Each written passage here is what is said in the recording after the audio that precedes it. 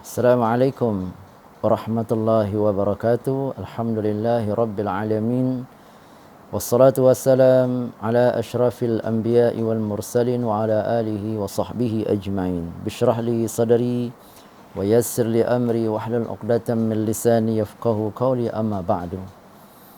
Para pendengar muslimin muslimat yang dirahmati Allah tabaraka wa taala, kita merafakkan syukur kepada Allah dengan limpah kurnianya pada hari ini kita telah pun berpuasa masuk hari yang ke-6 Ramadan. Alhamdulillah wa syukrulillah.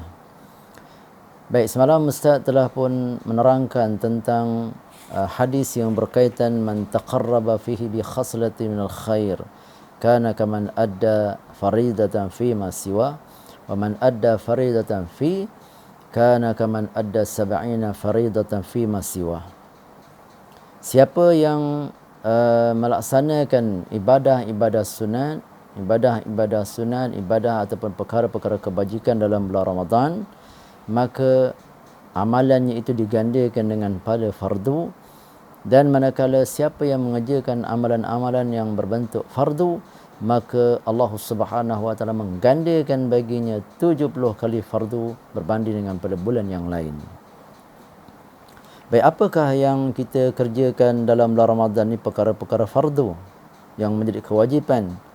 Di antaranya ialah sembahyang fardu.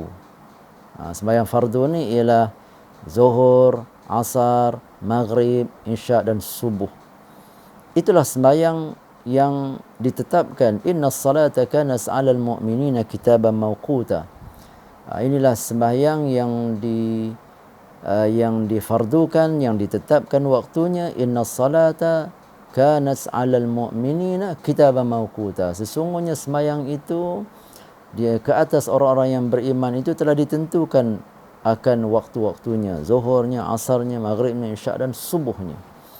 Jadi barang siapa yang mengerjakan yang wajib, ingat para pendengar yang dirahmati Allah, sembahyang ni yang wajib ni jangan sekali-kali ditinggalkan.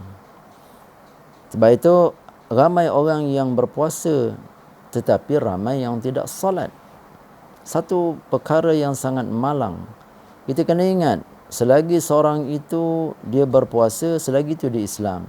Selagi seorang itu dia tidak berpuasa, selagi itu dia masih lagi Islam. Seorang itu tidak mengeluarkan zakat, dia masih lagi Islam. Dia tidak mengerjakan ibadah haji, dia masih Islam. Tetapi seseorang itu apabila dia meninggalkan sembahyang, al-farqu bainal mu'min wal kafir tarkus salah. Itu dia. Perbandingan di antara orang yang beriman dengan orang yang kafir itu ialah meninggalkan salat. Rasulullah sallallahu alaihi wasallam mengatakan, man taraka as-salat muta'ammidan faqad kafara jihara. Barang siapa yang meninggalkan sembahyang itu dengan sengaja, maka telah menjadi kafirlah dia. Na'udzubillah thumma na'udzubillah.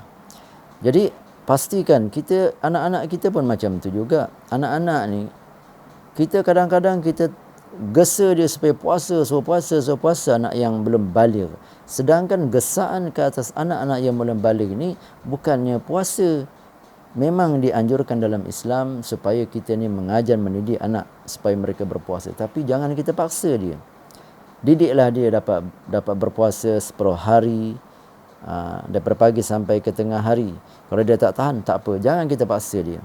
Tapi salat ini, Nabi SAW kata, muru auladakum bis-salah idza balagu sab'an wadribuhum idza balagu 10 wa farriqu bainahum fil madaji'. Tengok ya.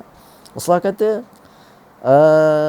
perintahkan anak kamu tu bersalat ataupun mengerjakan salat ketika umurnya 7 tahun. 7 tahun. Tak ada keterangan hadis menyuruh anak 7 tahun ke 8 tahun ke berpuasa. Tetapi yang diperintahkan oleh Allah Tabaraka wa Ta'ala ialah perintah mengerjakan salat bagi anak yang baru dalam umur 7 tahun. Sudah diperintahkan supaya mereka itu bersalat, mengerjakan salat, mendirikan salat. 10 tahun, kalau dia tak mau salat, Rasulullah memerintahkan supaya memukul dia dengan cara yang sewajarnya. Bukan pukul yang memudaratkan dia, mendidik dia. Dan apabila dia sampai umur 10 tahun itu, wadribuhum idza balaw ashran wa farriqu bainahum fil madaji', dan taklah kamu pisahkan tempat tidurnya kalau dia masih tidur dengan kakak ke adik ke yang perempuan, maka hendaklah pisahkan sebab dibimbangi nanti kalau tidak dipisahkan dia akan dapat melihat aurah yang sedia ada itu, yang menyebabkan nanti boleh bawa kepada perkara yang memudaratkan.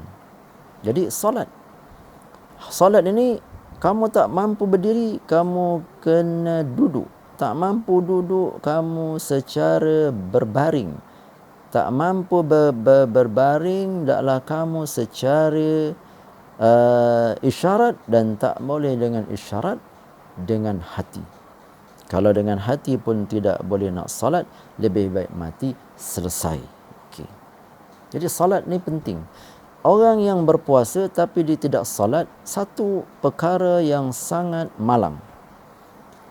Puasanya tidak diterima oleh Allah Subhanahu Wa Taala sebab dia tidak melakukan salat. Jadi salat ni penting. Sebab itu perkara fardu dikerjakan dalam bulan Ramadan, seorang itu mengerjakan sembahyang yang fardu. Sembahyang fardunya itu akan dikira sebagai dikira sebagai mendapat pahala 70 kali fardu di sisi Allah Subhanahu Wa Taala. Okey. Kemudian apa lagi selain daripada salat? Jadi salat tu kita jaga sungguh-sungguh. Yang keduanya ialah kefarduan dalam bulan Ramadan ini ialah kita mengeluarkan zakat. Zakat bagi pada dua, satu zakat harta, yang keduanya zakat fitrah. Zakat harta ada pecahan-pecahan lagi. Yang keduanya ialah zakat fitrah. Zakat fitrah ni wajib dikeluarkan bermula daripada 1 Ramadan, berakhir ketika imam memulakan naik di atas mimbar. Tapi tahun ni nampaknya kita tak sembahyang lagi di masjid, sembahyang di rumah. Tapi maknanya sekira-kira kita tahu imam naik saja di atas mimbar itu, maka telah pun tamatlah pembayaran zakat fitrah. Jadi bagi ketua rumah tangga, suami bertanggungjawab mengeluarkan zakat untuk dirinya di bawah tanggungannya. Dia mengeluarkan zakat itu, yang wajib itu dia mendapat 70 kali fardu di sisi Allah Subhanahu Wa Taala. Allahu Akbar. Jadi kalau ada yang lain lah yang nak menanggung ke, silakan. Akan diberikan pahala oleh Allah Subhanahu Wa Taala. Dan kita kali ini mengeluarkan zakat secara online. Ada juga yang cara pungutan jugalah orang kampung yang ada tak tahu macam mana nak pungut, nak buat secara online tu. Ada yang minta ajar. Jadi kali ini kita mendapat satu ilmu yang baru. Amil-amil zakat tidak dilantik di kampung-kampung, di masjid-masjid terhadap imam-imam ataupun yang ditetapkan, kali ini secara online. Dan kemudiannya kalau macam di daerah tu mungkinlah ada yang diamanahkan untuk memungut zakat. Tapi kali ini kita dapat satu ilmu bahawa mengeluarkan zakat itu dengan cara online. Allahu Akbar. Satu nikmat, satu ilmu baru yang kita dapat. Tapi wajib mengeluarkan zakat fitrah itu, yang wajib itu tadi, maka mendapat pahala 70 kali fardu berbanding pada bulan yang lain. Apa lagi kewajipan-kewajipan kita?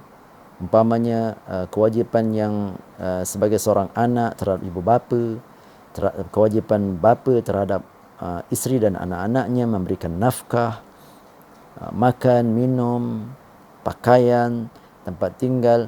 Ini jangan diabaikan. Ini tanggungjawab, ini merupakan satu kewajipan. Kamu melaksanakan kewajipan-kewajipan memberikan nafkah zahir ini, kamu mendapat pahala 70 kali fardu berbanding dengan pada bulan yang lain. Ini kehebatan bulan Ramadan Al-Mubarak sisi Allah Tabaraka wa Ta'ala. Jadi kalau sekiranya suami tidak ada kemampuan, keluarkanlah juga nafkah wajibnya itu sekadar mana yang dia mampu. Jadi wajib mengeluarkan nafkah dia.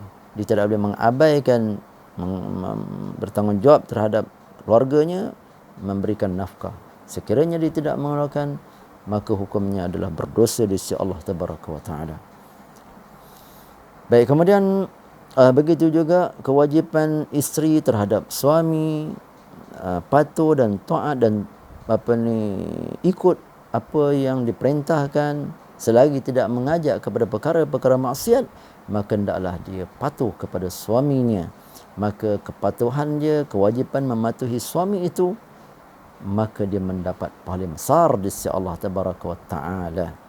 Dan bolehlah kita kias-kiaskan yang lain-lain yang berkaitan dengan kewajipan-kewajipan di dalam bulan Ramadan ini. Jadi Ustaz simpulkan bahawa orang yang mengerjakan yang sunat digandakan dengan pahala fardu, yang mengerjakan yang fardu digandakan dengan 70 kali fardu di sisi Allah Tabaraka wa Ta'ala. Wallahu alam, kita akan sambung lagi. Wassalamualaikum warahmatullahi wabarakatuh.